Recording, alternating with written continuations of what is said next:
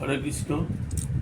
পুরুষোত্তম মাসে শ্রীমদ্ ভগবদ গীতার পঞ্চদশ অধ্যায় পুরুষোত্তম যোগ অধ্যয়ন করা আমাদের শাস্ত্রের নির্দেশ আছে। আমি তাই শুধু তার বঙ্গানুবাদটা অধ্যয়ন করে যাচ্ছি। প্রথম শ্লোক। পরমেশ্বর ভগবান বললেন, ঊর্ধ্বমূল ও অধশাখা বিশিষ্ট একটি অব্যয় অশ্বত্থ বৃক্ষের কথা বলা হয়েছে। বৈদিক মন্ত্রসমূহ সেই বৃক্ষের পত্রস্বরূপ। যিনি সেই বৃক্ষটিকে জানেন তিনিই বেদজ্ঞ। দ্বিতীয় শ্লোকে, এই বৃক্ষের শাখাসমূহ জড়প্রকৃতির তিনটি গুণের দ্বারা পুষ্ট হয়ে অধদেশে ঊর্ধ্বদেশে বিস্তৃত। ইন্দ্রিয়ের বিষয়সমূহে এই শাখাগণের পল্লব। এই বৃক্ষের মূলগুলি অধদেশে প্রসারিত এবং সেগুলি মনুষ্যলোকে সকাম কর্মের বন্ধনে আবদ্ধ। এবার তৃতীয় চতুর্থ শ্লোক।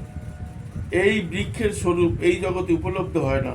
এর আদি অন্ত ও স্থিতি যে কোথায় তা কেউ বুঝতে পারে না। তীব্র বৈরাগ্যরূপ অস্ত্রের দ্বারা দৃঢ়মূলে বৃক্ষকে ছেদন করে সত্য বস্তুর অন্বেষণ করা কর্তব্য। যেখানে গমন করলে পুনরায় ফিরে আসতে হয় না। শরণাতীত কাল হতে যার থেকে সমস্ত কিছু প্রবর্তন ও বিস্তৃত হয়েছে, সেই আদি পুরুষের প্রতি শরণাগত হও।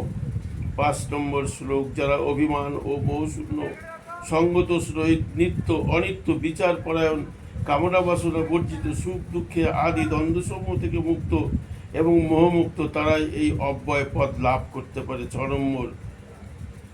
সূর্য, চন্দ্র, অগ্নি ও বিদ্যুৎ আমার এই পরম ধামকে আলোকিত করতে পারে না, যেখানে গেলে আর এই জড়জগতে ফিরে আসতে হয় না। 7 নম্বর। এই জড়জগতে বদ্ধ জীবসমূহ আমার সনাতন বিভিন্ন অংশ। জড় প্রকৃতির বন্ধনে আবদ্ধ হওয়ার ফলে তারা মন সহ 6টি ইন্দ্রিয়ের দ্বারা প্রকৃতিরূপ ক্ষেত্রে কঠোর সংগ্রাম করছে। 8 নম্বর। বায়ু যেমন ফুলের গন্ধ নিয়ে অন্যত্র গমন করে, তেমনি এই জড়জগতের দেহের ঈশ্বর জীব এক শরীর থেকে অন্য শরীরে তার জীবনের বিভিন্ন ধারণাগুলি নিয়ে যায়। 9 নম্বর। এই জীব চক্ষু, কর্ণ, ত্বক, জিহ্বা, নাসিকা ও মনকে আশ্রয় করে ইন্দ্রিয়ের বিষয়সমূহ উপভোগ করে। 10। মূল লোকেরা দেখতে পায় না কিভাবে জীব দেহ ত্যাগ করে অথবা প্রকৃতির গুণের দ্বারা প্রভাবিত হয়ে কিভাবে তার পরবর্তী শরীর সে উপভোগ করে, কিন্তু জ্ঞান চক্ষু বিশিষ্ট ব্যক্তিগণ সমস্ত কিছু দেখতে পায়। 11 নম্বর। আত্মজ্ঞানে অধিষ্ঠিত যত্নশীল যোগীগণ এই তত্ত্ব দর্শন করতে পারেন, কিন্তু আত্মতত্ত্ব জ্ঞান রহিত অবিবেকীগণ যত্নপরায়ণ হয়েও এই তত্ত্ব অবগত হতে পারে না। 12 নম্বর। সূর্যের যে জ্যোতি এবং চন্দ্র অগ্নির যে জ্যোতি সমগ্র জগৎকে উদ্ভাসিত করে, তা আমারই তেজ বলে জানবে। 13। আমি পৃথিবীতে প্রবিষ্ট হয়ে আমার শক্তির দ্বারা সমস্ত জীবদের ধারণ করি এবং রসাত্মক চন্দ্ররূপে ধান, জব আদি ঔষধি পুষ্ট করি। 14। আমি জঠরাগ্নি রূপে প্রাণীগণের দেহে আশ্রয় করে প্রাণ ও আপান বায়ুর সংযোগে 4 প্রকার খাদ্য পরিপাক করি। 15 নম্বর। আমি সমস্ত জীবের হৃদয়ে অবস্থিত এবং আমার থেকে স্মৃতি, জ্ঞান ও বিলোপ হয়। আমি সমস্ত বেদের জ্ঞাতব্য এবং আমি বেদান্তকর্তা, বেদবিত্ত। 16 নম্বর। অক্ষর ও অক্ষর 2 প্রকার জীব রয়েছে এই জড়জগতে। সমস্ত জীবকে ক্ষর এবং চিৎ জগতের সমস্ত জীবকে অক্ষর বলে জানবে। 17।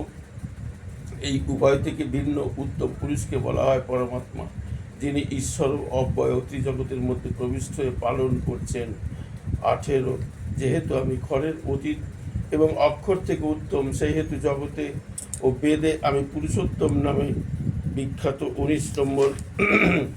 হে ভারত, যিনি নিঃসন্দেহে আমাকে পুরুষোত্তম বলে জানেন, তিনি সর্বজ্ঞ এবং তিনি সর্বতোভাবে আমাকে ভজনা করেন।